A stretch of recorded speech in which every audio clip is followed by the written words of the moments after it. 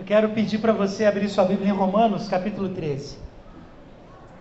Carta do apóstolo Paulo aos Romanos, capítulo 13.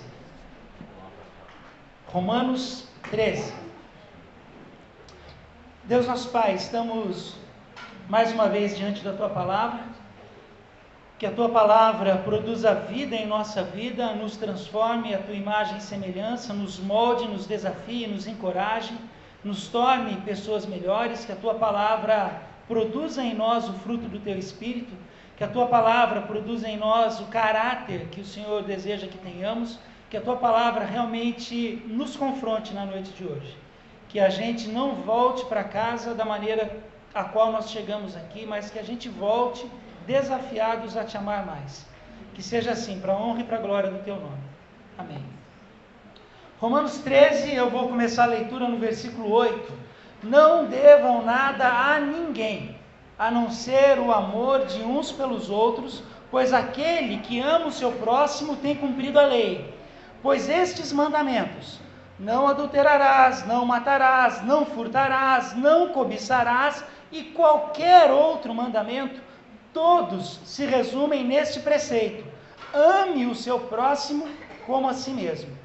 O amor não pratica o mal contra o próximo. Portanto, o amor é o cumprimento da lei. Façam isso, compreendendo o tempo em que vivemos.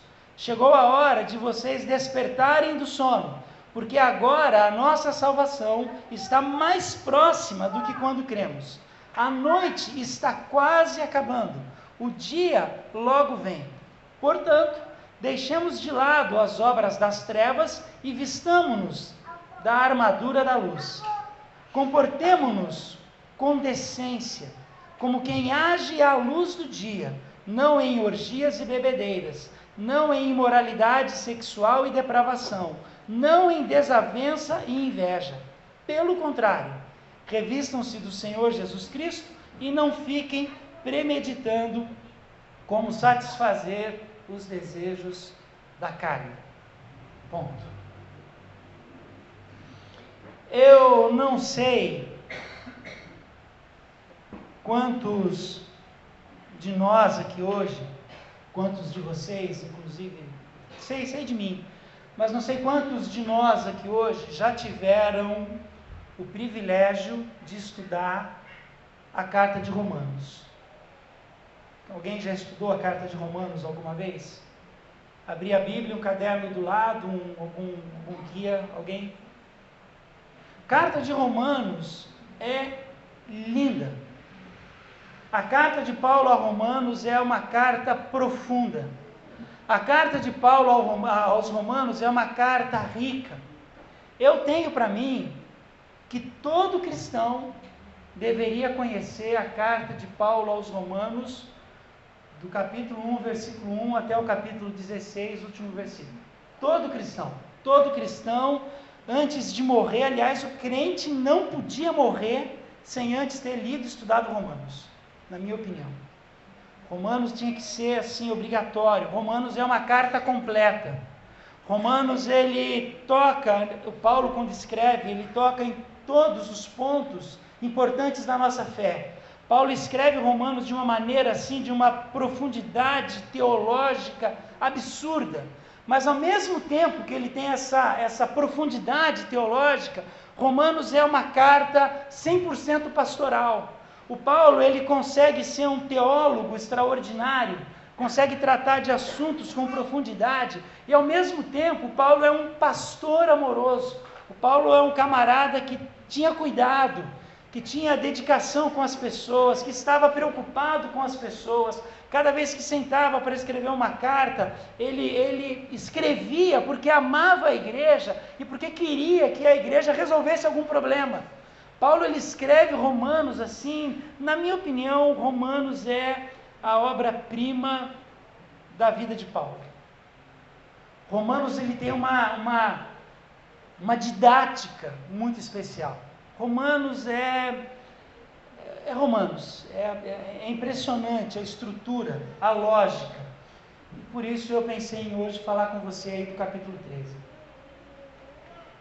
Quando você pega a carta de Paulo aos Romanos, do capítulo número 1, versículo 1, até o versículo 17, do mesmo capítulo 1, o Paulo faz ali uma apresentação de quem ele é. Fala coisas acerca de si mesmo, fala coisas acerca da fé, e Romanos 1, de 1 a 17, Paulo descreve quais são as marcas de uma verdadeira igreja. Como é uma igreja genuína? Romanos 1, de 1 a 17, é uma igreja que ora, é uma igreja que tem comunhão verdadeira, é uma igreja que evangeliza. Se você quer saber se você está na igreja certa ou não, inclusive hoje à noite, pensa nisso. Essa igreja é uma igreja que ora? Essa igreja tem uma comunhão verdadeira? Essa igreja evangeliza, cuida do pobre, prega o evangelho? Se faz pelo menos essas três coisas, é uma igreja verdadeira. De acordo com Paulo, Romanos 1, de 1 a 17, ele descreve estas coisas como sendo o cerne, a espinha dorsal de uma igreja cristã genuína. Quando ele chega no versículo 18 do capítulo 1, e ali ele vai até o capítulo número 3, versículo 20, Paulo traz palavras duras. Paulo é duro, Paulo é incisivo, Paulo fala do pecado, fala como o pecado destrói a nossa vida, fala o que o pecado é capaz de fazer com o homem, e mais do que isso, Paulo fala, todo mundo é pecador. Paulo passa a régua na linha do pecado e fala, gente, entenda uma coisa, está todo mundo dessa linha para baixo, todo mundo pecou, todo mundo é mau, todo mundo é ruim, e porque todos pecaram, todos estão destituídos da graça de Deus. Paulo vem com palavras firmes, com palavras que condenam a todos nós.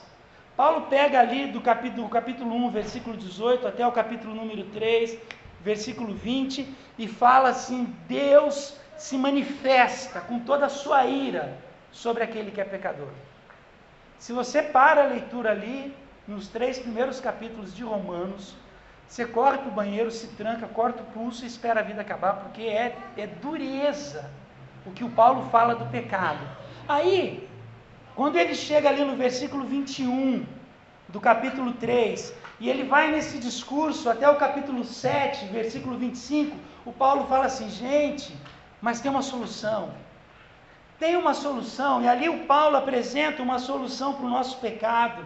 Paulo apresenta uma solução para esse problema grave que é o pecado, e Paulo apresenta como esta solução, como a misericórdia de Deus, Jesus. Ah, o problema do pecado? Tem a questão da lei, que a gente nunca consegue fazer o que Deus quer? Tem. Miserável homem que sou, o bem que eu quero fazer eu não consigo, o mal que eu não quero eu vivo fazendo. É um problema? É. Qual é a solução para isso? Jesus.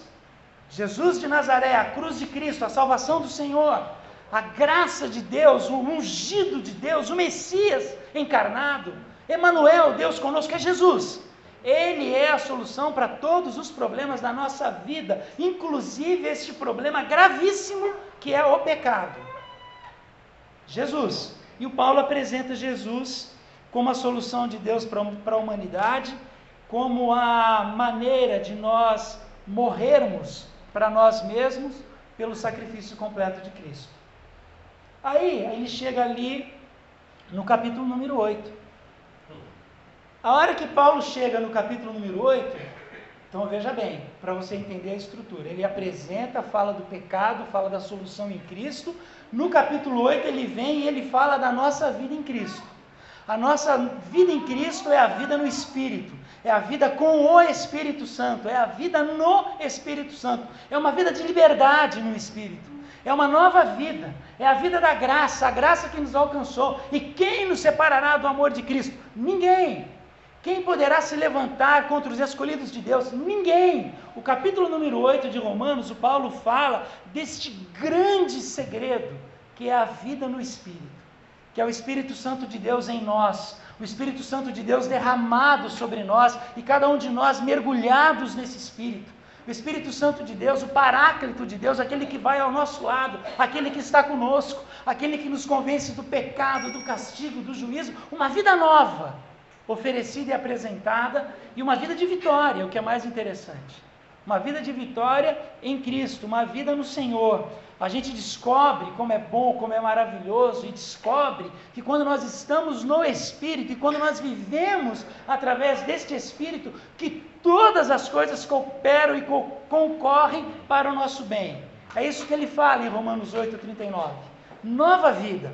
Aí o Paulo chega no capítulo número 9, e ele vai do capítulo número 9 até o capítulo número 11, versículo 36, e o Paulo se sente obrigado, se sente responsável por responder a uma pergunta que fica em aberto. Bom, o homem pecou, pecado é terrível na vida do homem, Deus apresentou uma solução em Jesus, eu tenho uma nova vida em Cristo. Abriu-se um problema enorme, abriu-se um problema terrível, e o Paulo se sentiu obrigado a responder sobre isso, capítulo 9, 10 e 11, até o versículo 36 de Romanos, que é sobre o judeu. Problemão. Se a solução de Deus é Jesus Cristo, se há uma nova vida no Espírito Santo, se a justificação é pela fé e a fé em Cristo, o que foi tudo isso que aconteceu até agora? O que foi todo o Antigo Testamento? O que foi o povo de Deus? O que foi Abrão? O que foi a peregrinação de 40 anos no deserto? O que foi os 10 mandamentos no Monte Sinai, se tudo se resolve em Jesus? O que foi tudo isso? O que foi a terra prometida, que mana leite e mel? O que foi isso?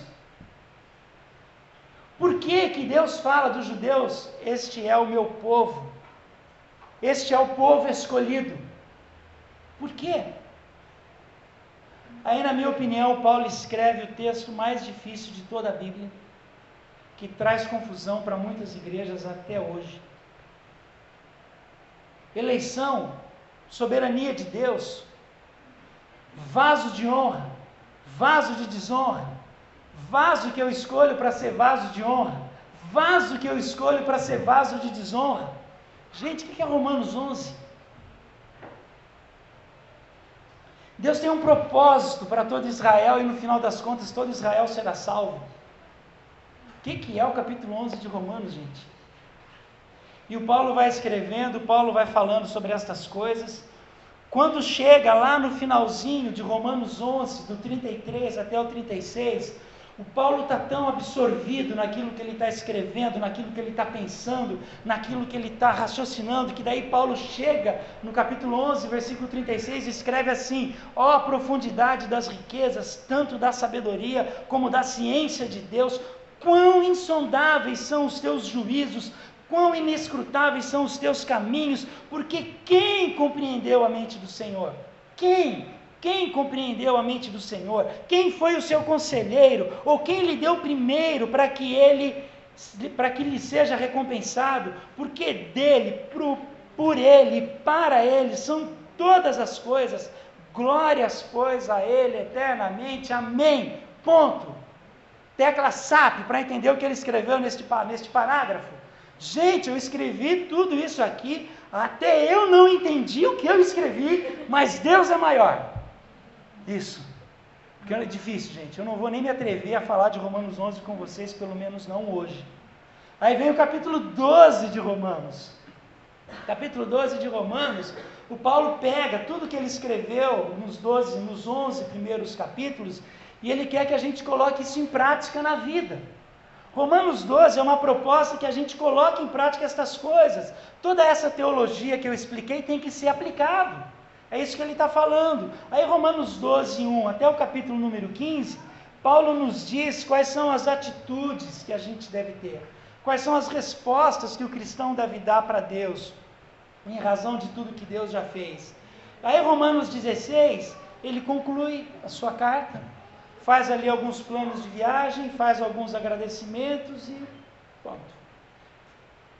Paulo quer que vivamos uma vida que reflita tudo aquilo que Deus fez através da história que Ele está escrevendo em nosso favor.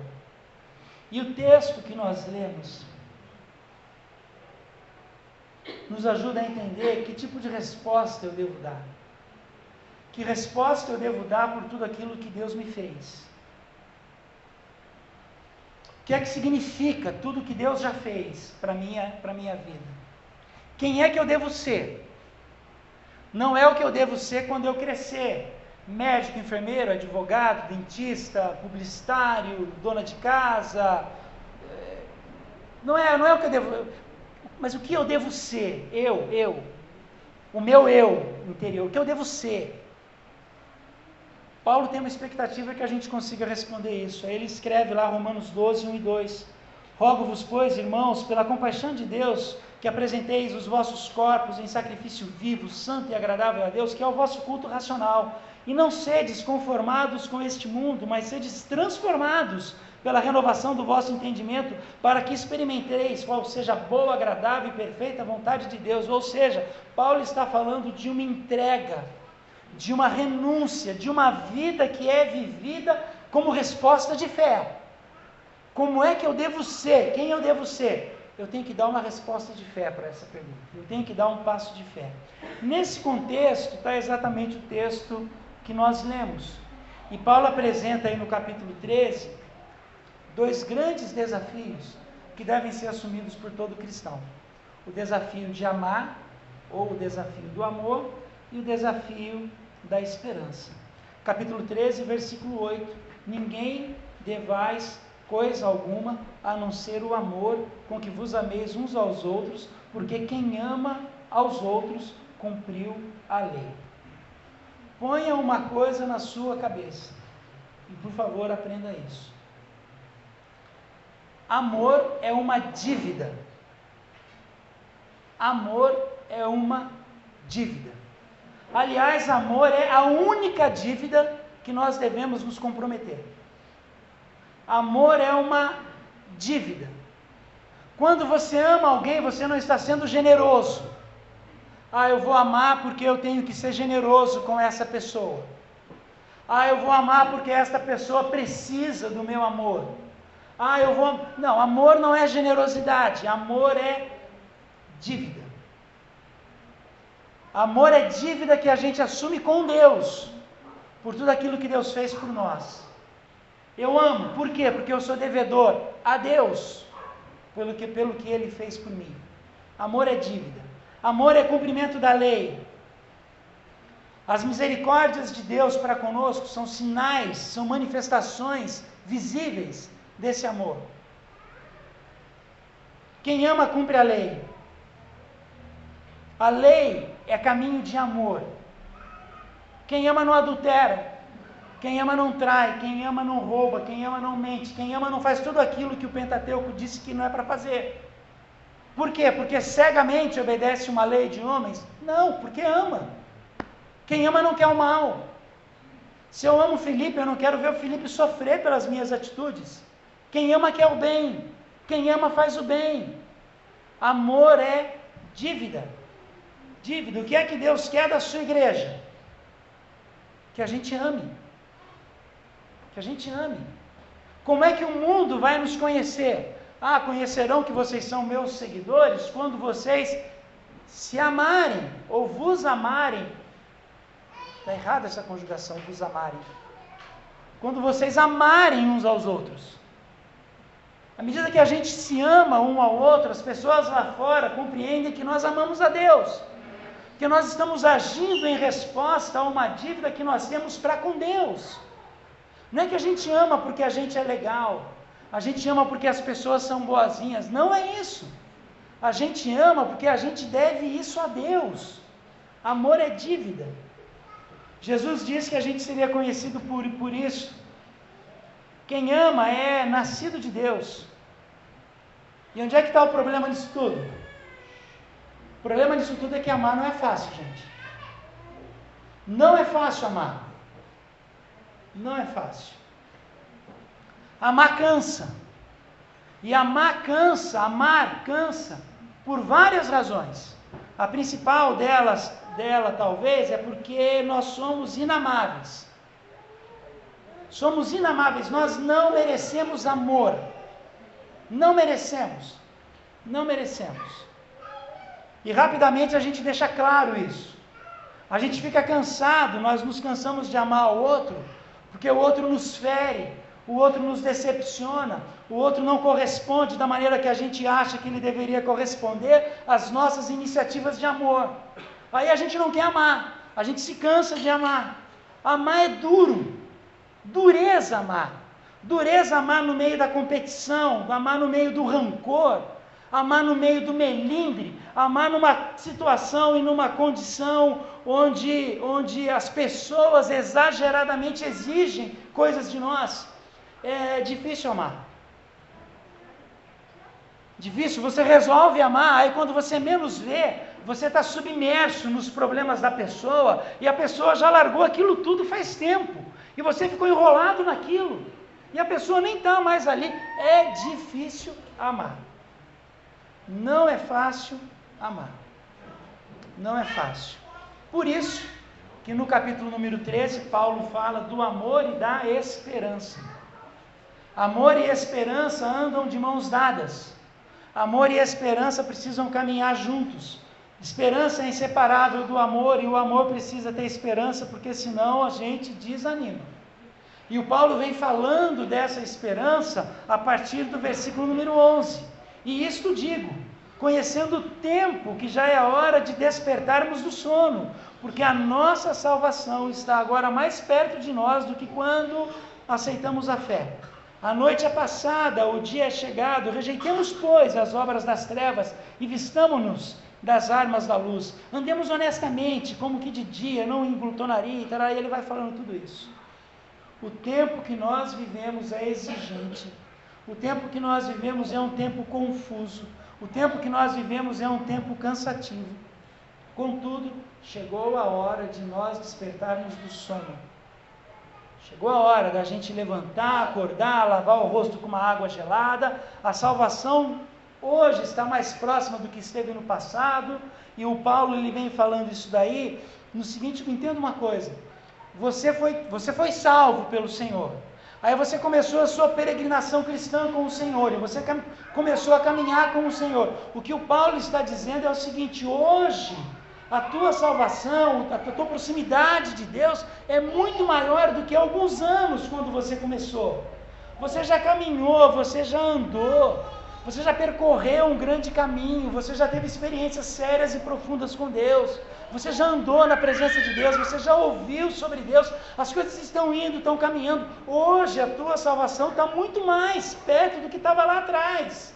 E aí o Paulo vem e ele diz assim: nós estamos indo para Deus, nós estamos caminhando em direção de Deus, então faça o seguinte, caminhe um pouco mais, não desanime agora, esforce-se um pouco mais, santifique-se um pouco mais, ande na presença de Deus um pouco mais. Você já perdoou, então perdoe mais uma vez, perdoe 70 vezes 7, o mesmo pecado no mesmo dia, perdoe de novo, dê a outra face.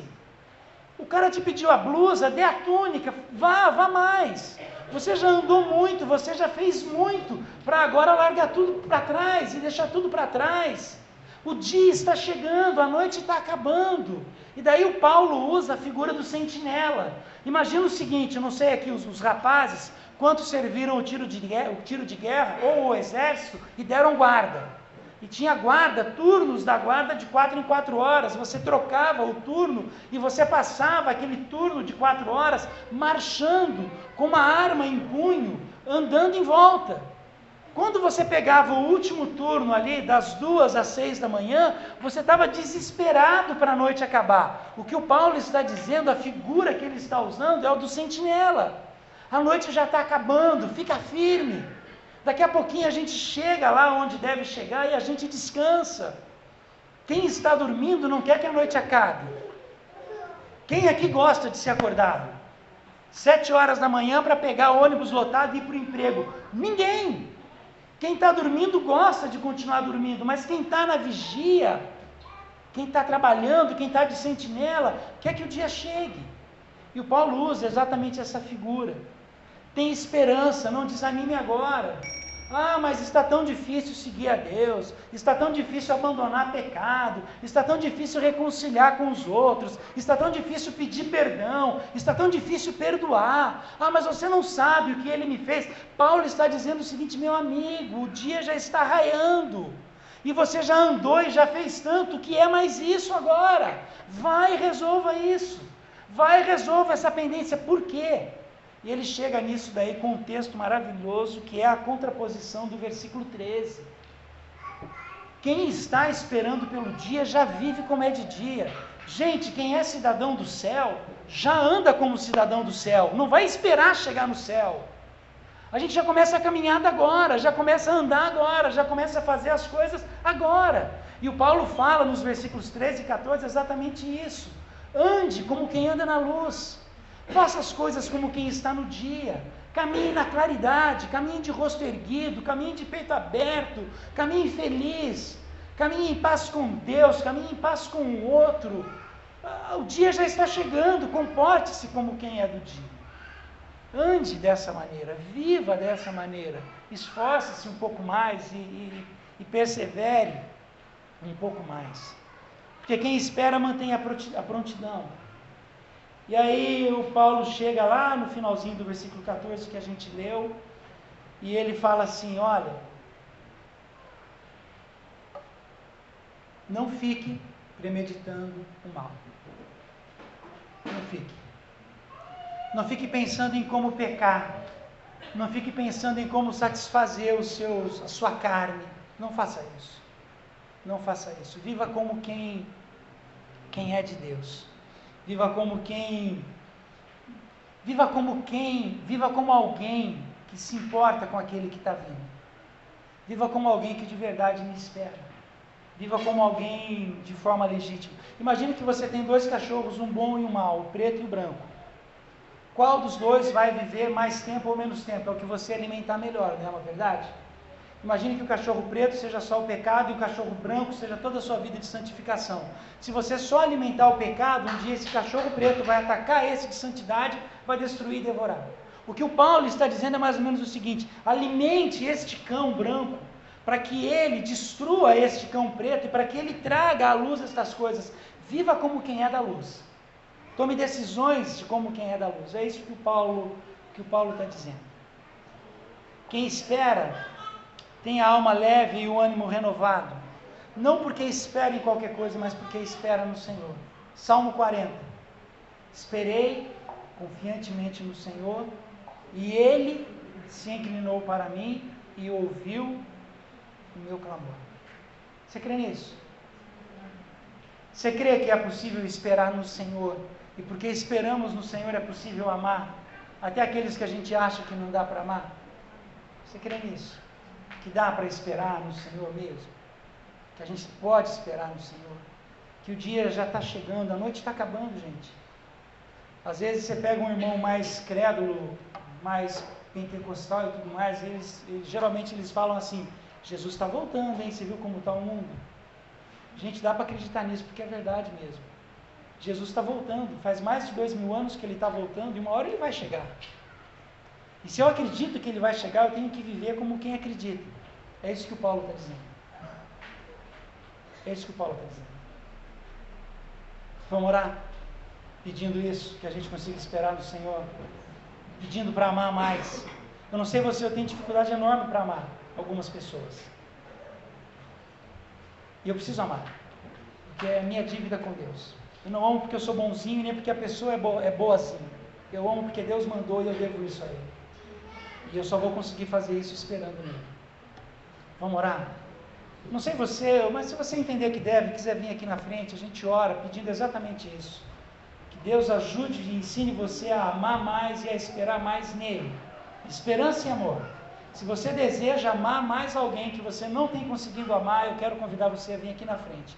E se você não tem conseguido esperar com paciência no Senhor e precisa dessa paciência, dessa esperança do verbo esperançar, vem aqui, a gente vai orar por você, pedindo amor e esperança, que é o que o Paulo nos aconselha aí no capítulo 13 de Romanos.